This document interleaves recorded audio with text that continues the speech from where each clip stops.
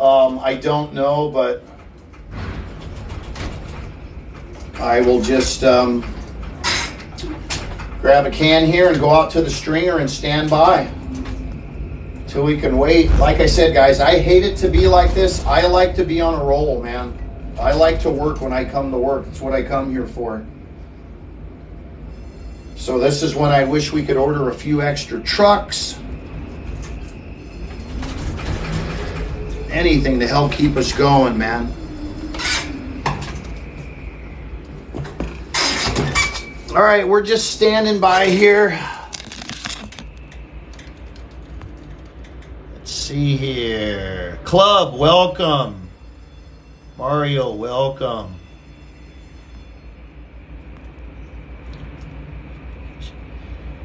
Paulina, yes, I'm going to the Laughlin River Run next week on my motorcycle. Laughlin River Run.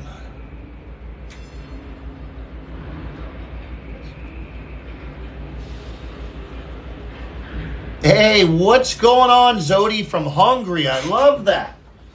Love that, man. Love seeing you guys all over the world here, man. It's just so awesome, man, to see all these different drivers and people from different countries. I just think it's wonderful. That's what I love about this TikTok, is just seeing all the different jobs that we do, seeing all the different people, the different lives we have, and just seeing that we're all kind of the same, but just different in different places, man. I love that. Welcome, brother.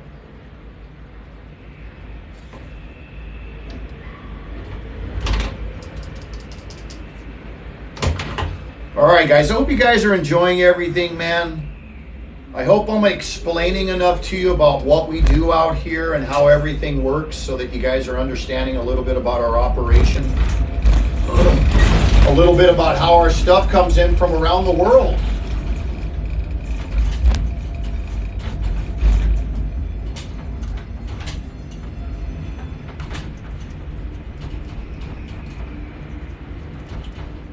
All right, looks like another truck coming up. I'm looking at my camera here. I see another truck, so I'm going to grab this and just head straight to the dock. He's almost lined up. They're still taking off the back cones from the other one, but by the time I get there, he'll be ready to rock and roll.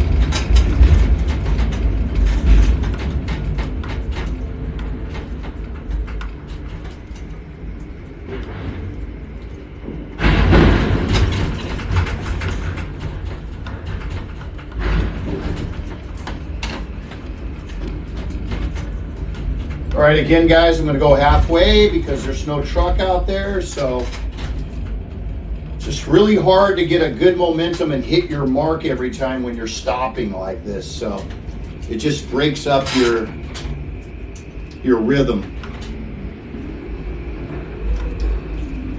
But it is what it is.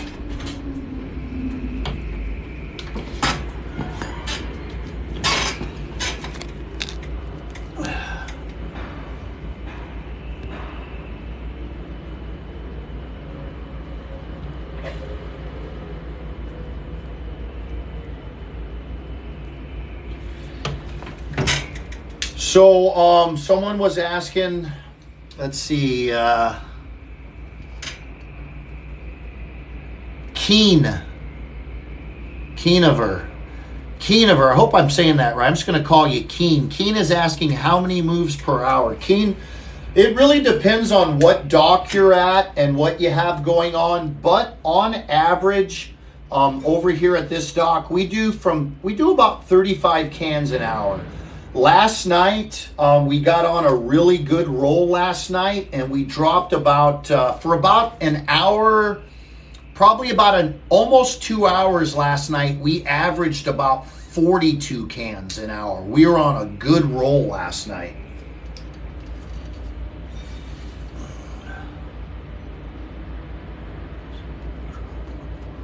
You'll send a rose if I drop a container, huh?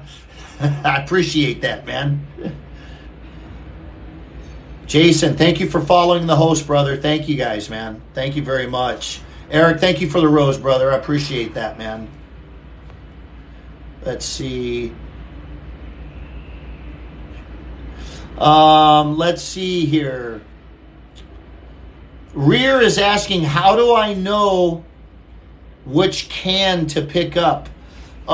Basically, we're just taking all of these cans out of here. So we're just discharging this entire bay. But if there was a particular can, like what we call a wheel move, or maybe there's a hot can. So in other words, maybe there might be a can on here that need to back them up a little bit. Back them up for me.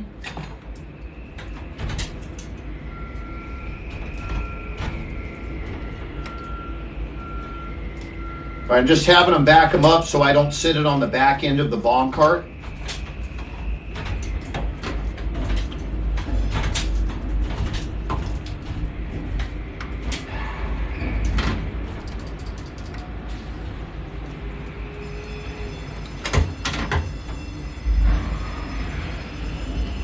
But anyways, if they're hot cans or particular cans, my boss will have it on his paperwork, and we'll go in there and we'll dig those cans out and stick them on the bomb cart so that they can get to the customer very quickly. But otherwise, we just start grabbing all these cans and they just take them out there and start putting them out in the piles in the yard. And the customer will have about 5 to 7 days to come and pick their can up before they're charged for storage. So they do charge these companies if they leave their cans here on the dock. I don't know how much they charge, but they do charge them if they leave it longer than 7 days. I think they have 3 to 7 days to pick up their cargo. And then other people will put them on railroad cars. Other companies will put a lot of their stuff on railroad cars because it's cheaper to store it on railroad cars, from what I'm told. I don't know. A lot of those logistics guys, some of the questions you answer that you're asking me, some of them I just don't know because it's just not my job or something I'm entailed to do. So it's just nothing I really tried to figure out.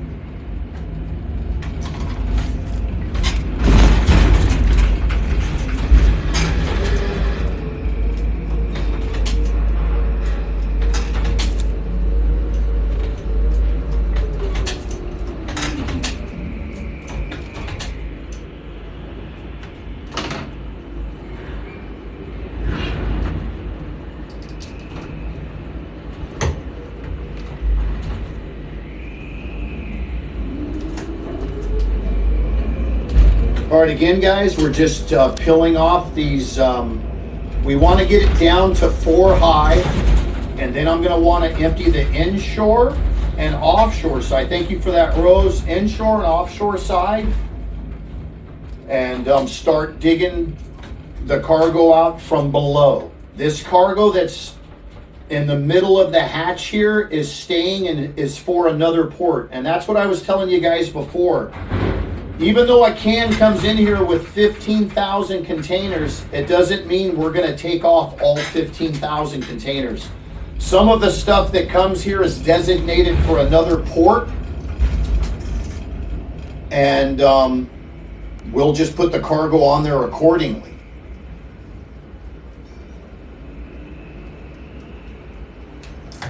And everything is stowed according to a plan because you got to do everything by weights. Plus there could be hazardous cans, and sometimes you can't have hazardous cans next to other hazardous cans because of the chemicals or the explosives that are inside of them. So they got to separate all that stuff as well. So all that's taken into account when they load the ship. And then, like I said, weight and balance, man, is very important for the ship. Again, guys, don't forget to tap that like button. Let me know you guys are there and watching and enjoying what's going on. I don't know if you guys are out there alive and strive, but give me a tap on that thing. There we go. You guys are still there. Love it. Okay, great. Fantastic. You guys are still with me. Just wanted to make sure I wasn't talking to myself, guys. I do a lot of that anyways, but when I do talk to myself, I kind of have a different conversation. So I just wanted to make sure you guys are there. Awesome. Thank you guys, man. I just want to make sure you're there. You're enjoying, having a good time, man. I know a couple of you asked me if I could just drive for a while without talking, so I am going to do that right now, guys. They just want to see if it's a little, I guess, tranquil and peaceful, so I'm going to go radio silent for a little bit. You guys enjoy, and I'm just going to start hammering out some cans here.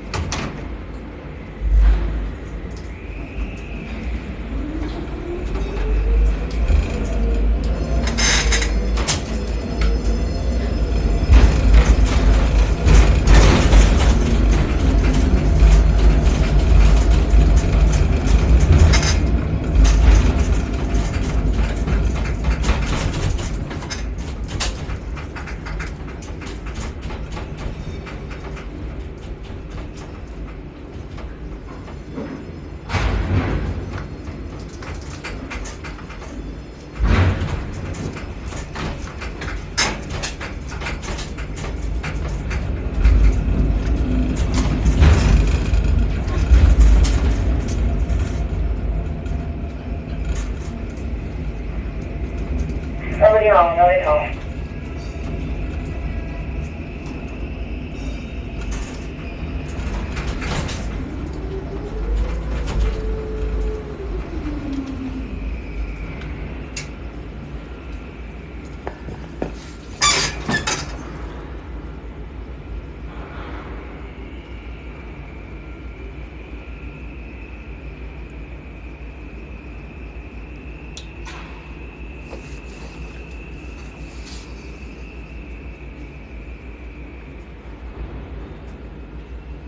Uncle, yes, we do stop if there's wind.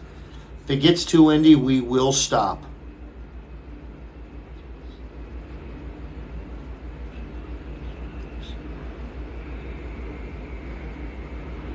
Bill, that's Billos. Why is it slow? You're from Chicago. It's just been the economy why it's been slow.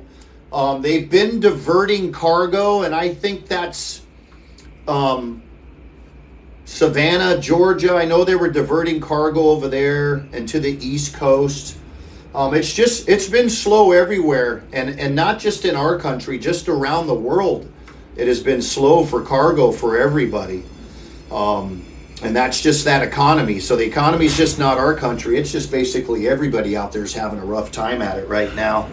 But like I said, I see things picking up, and I think we're going to start to get busy in June. I think we're going to start to see a lot of action.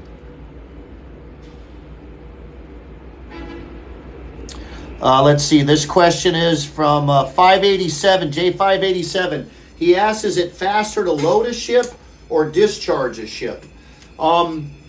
Honestly, I think discharging is probably faster. But we kind of do both at the same time. We load and discharge at the same time. There's been a few times when we'll just discharge a ship, but usually that's when the ship has to go in for repairs or maintenance, and we'll literally take every single can off the ship. And when you look at these big, massive super ships with nothing on them, they really do look like a ghost town. It is weird to see them without any containers on them. Super, super strange.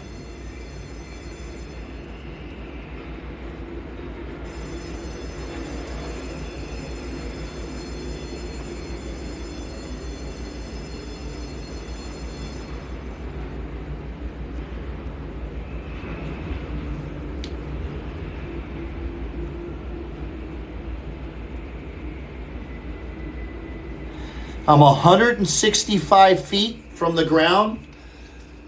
165 feet up in the air from the glass, right where you're sitting right now, and you're looking at 165 feet to that ground. Now the ship itself goes down about 40 feet into the water. That's what it's dredged for over here. 40 feet down into the water. But you can see these ships stand about 5 or 6 stories tall just off the dock itself. Now inside the hull of these inside the hold of each one of these ships, right where I'm at, we're probably mid-ship right now. I'm the mid-crane. Down inside the hole here, when I remove these hatch covers, it probably goes about 10 deep inside the ship, sometimes 11. So just with this one bay right here, you're probably looking at about almost 200 cans inside the hold of this ship right here once we take these lids off. So just one bay of these ships can have about 400 cans, and then you got about 21 of these bays all the way up and down the ship. So just a lot of cargo from these particular ships here.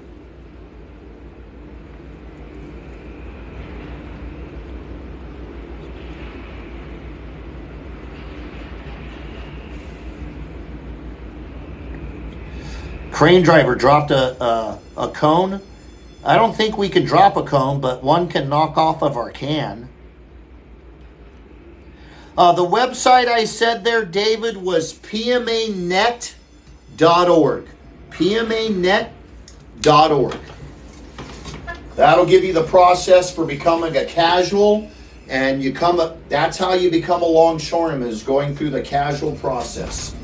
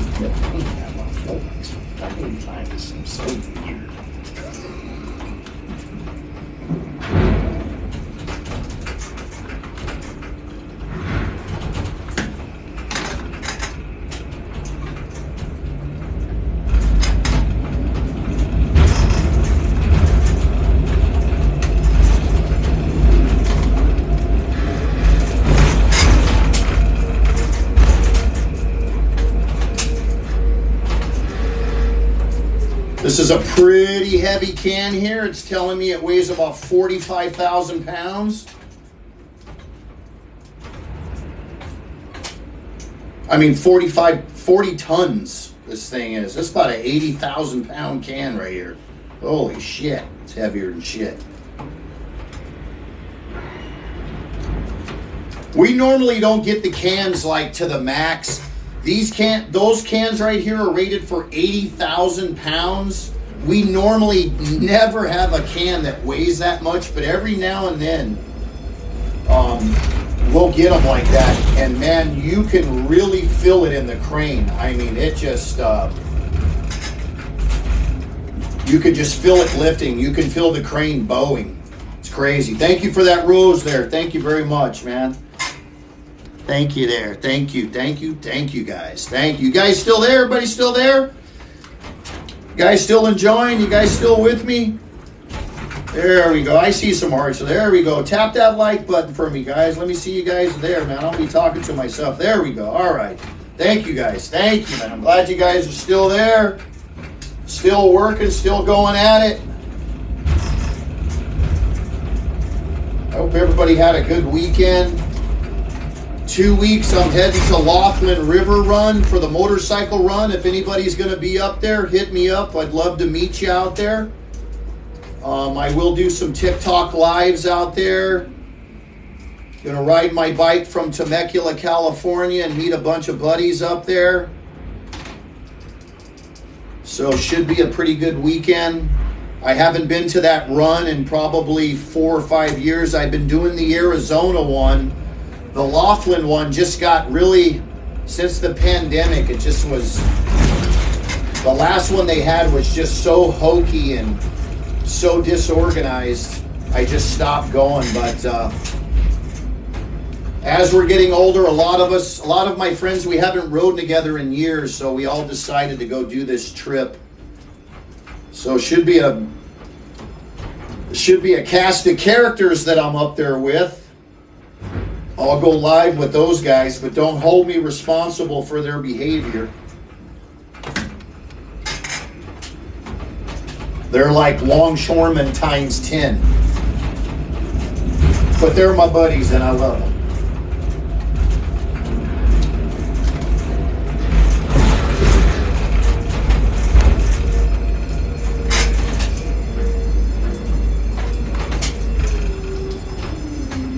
And again, guys, in about 2 weeks, if you're a gamer, I'm actually, you can get me on Twitch at Chaos Leader, same name as my TikTok here. Sorry about that, driver. All right, I rocked that a little.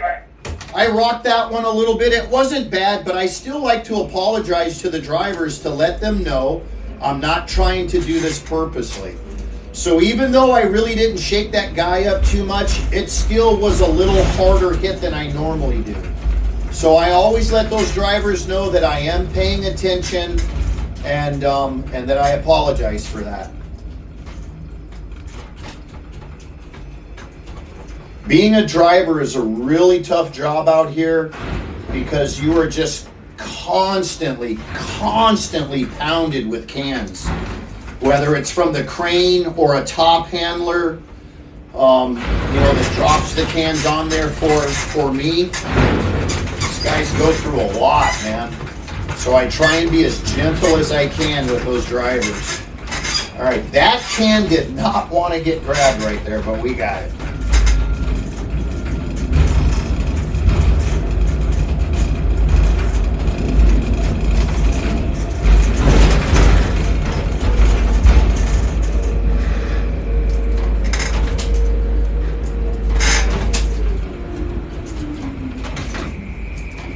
Also, guys, I don't know if I told you guys, but one of my best friends, his son he's kind of like my godson.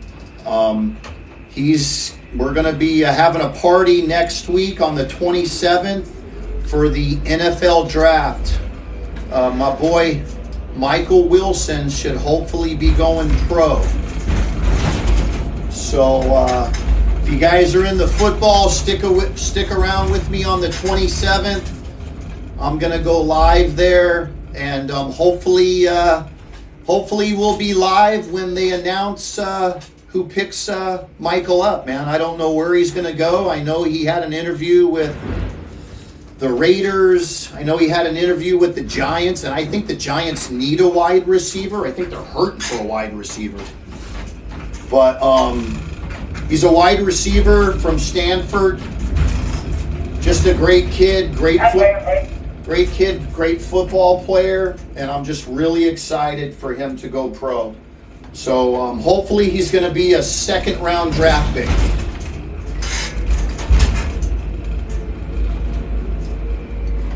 Again, Michael Wilson from the University of Stanford, man, if you guys are interested. Just a great kid, man. I've known him since he's been a little boy. He grew up with my daughters. His kids grew up with my kids. We're like family. So I'll be over there during the draft. We're going to watch it on TV, have a little party, and hopefully he gets picked up, man. So I'll share that with you guys. Put it all the way on the end. Put it all the way on the end. I think you're on the wrong channel. So we got a few guys on the wrong radio tonight, which is not a good thing if there's an emergency. So that's what happens, though, when these guys are flipping around those radios. So again, guys, that's why I tell you we go out to the dock and we try to look for traffic just for these kind of things, just in case somebody's on the wrong radio and something's happening where we got to stop a load or stop a crane from coming out.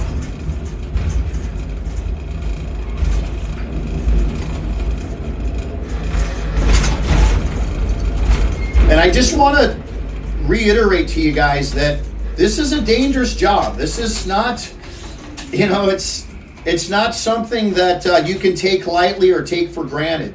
We get killed. We have people killed here every year, sometimes more than other years, which is unfortunate. But this is a very dangerous job. Everything we do out here, you can take a chance on getting killed.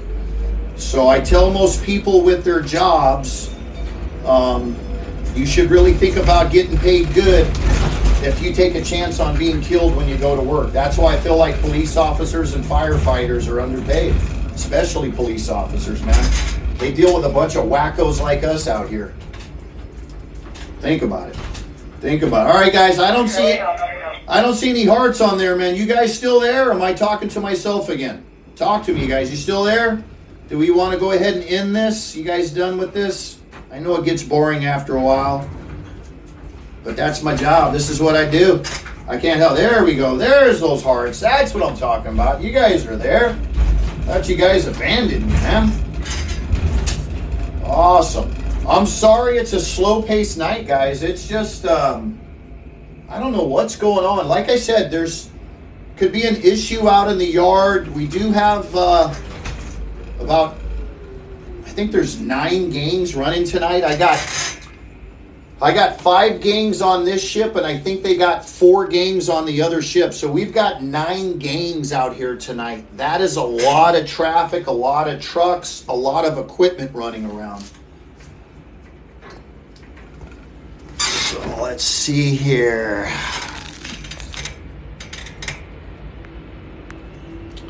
And again, pmanet.org. pmanet.org to find out how you can become a longshoreman. Let's see, Allrock. Is this all I do? No, Allrock.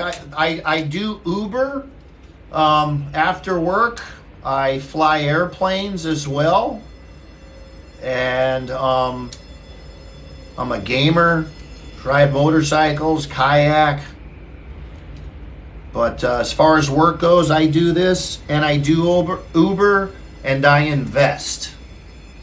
And I tell everybody, right now, you need to start putting money in the stock market and crypto, because it's been beaten up for the last 2 years.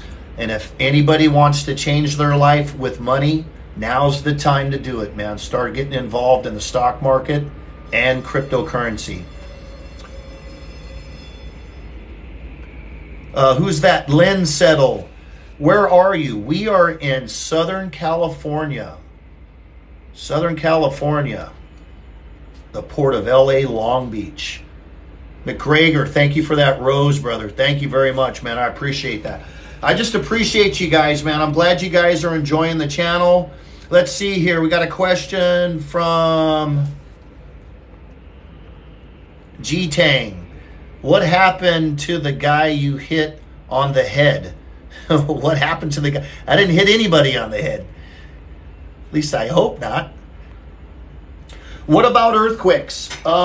Yes, so we do have earthquakes. My daughter called me one day when we had one. I did not feel it in the crane, and that's because these cranes are on rollers.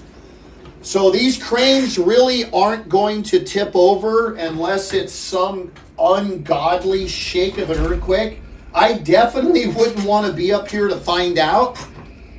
But I have been in here during an earthquake, but I did not feel the earthquake. My daughter called me and said it was a big one, but I did not feel it in the crane.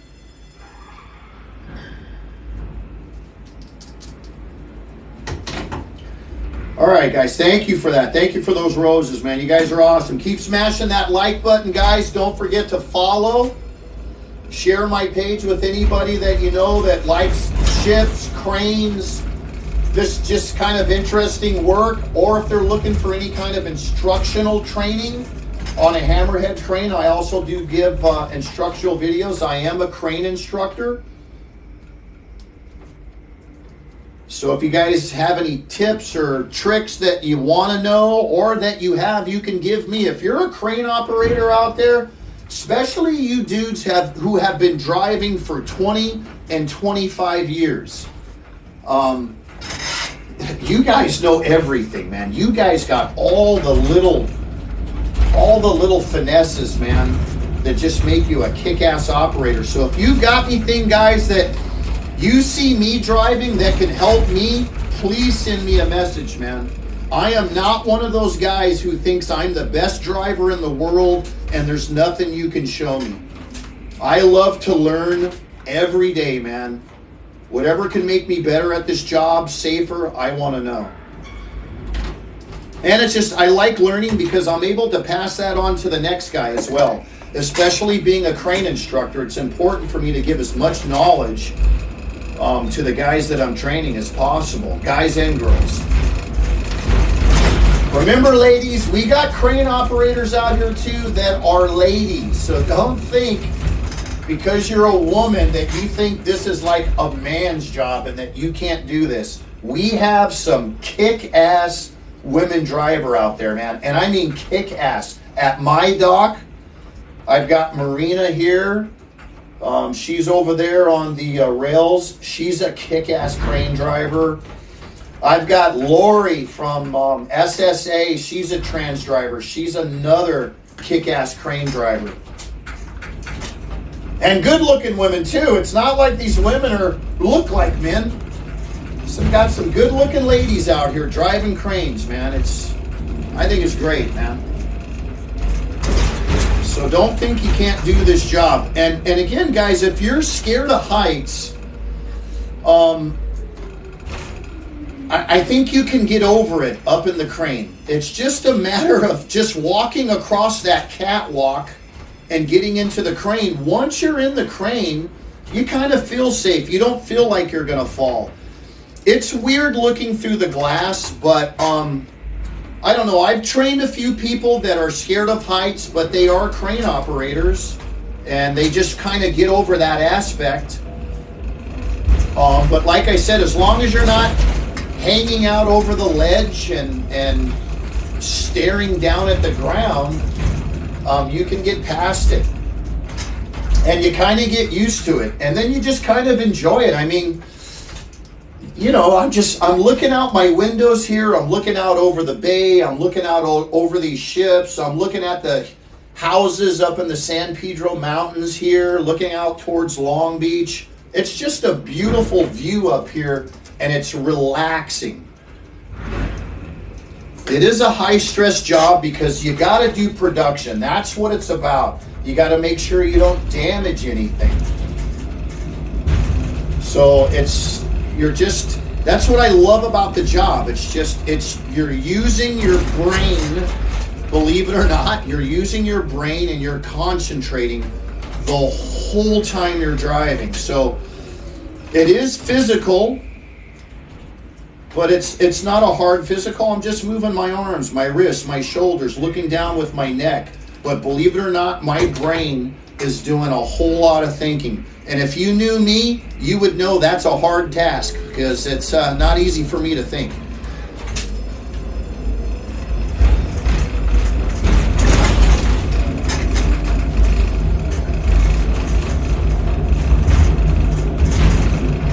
we got about 9 more cans, 10 more cans to go. And then we're going to start digging off the cans on the offshore and inshore side. Now, I'm going to start with the offshore cans. The reason why I do that is because there's no trucks coming up to the hook right now. Everything's super slow. I told you guys before, I try and grab the cans that take the longest to get to. So naturally, all the way out here offshore takes the longest to get to those cans. So while it's slow, I'll keep grabbing the offshore cans unless I start to get some trucks to pull up where there's 1 or 2 or 3 in line. Then I'll start grabbing cans that are closer inshore to help me get those trucks out of that line and knock the line down so they're not standing by. So right now, I'm going for the farthest cans because I'm waiting on traffic. I don't want to grab stuff that's close because if the trucks start coming up quickly, I want to be able to deliver quickly. And that'll be the cans that are closest to me. So that's how I drive. Also how I drive, I try and make my shift better for the guy after me. So I try and get all the difficult shit so that when the next guy comes in, he can just kind of run a smooth operation and dump as many cans as he can. Now, I could do that myself too. I could just worry about grabbing all the easy stuff and just try and make myself look good and grab as many cans as I can and make it look like I did my 250